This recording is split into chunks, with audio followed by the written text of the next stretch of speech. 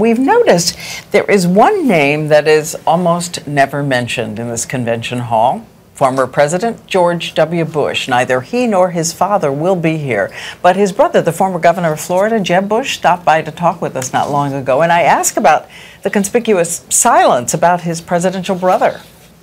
I'm speaking tomorrow night, and I probably shouldn't say this on national news, maybe I won't say it, but, I may say something nice about him. What the heck?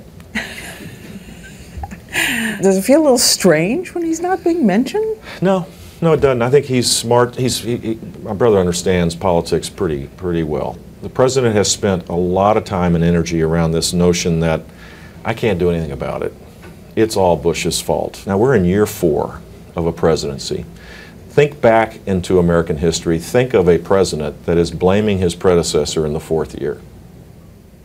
So why encourage the bad behavior? And I think my brother's smart to stay away. Governor Bush has also been an impassioned voice on the need for the Republican Party to change tone.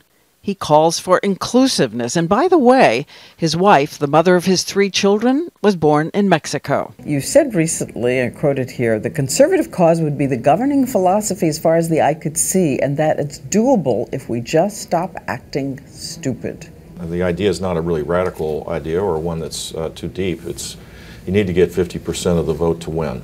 The good news is Latino voters and Asian voters, I would say, share many of the values that conservatives embrace about the family being the most powerful political unit in society, the need to reform education so there's access to opportunity, small businesses driving economic prosperity, a strong national defense. All of these things, they're shared values. But if you have a tone that says, we want your vote, of course, but don't join our team, you're not going to get very far. Do your children consider themselves Hispanic American, or do they want a time and they want it right now when there's no distinction?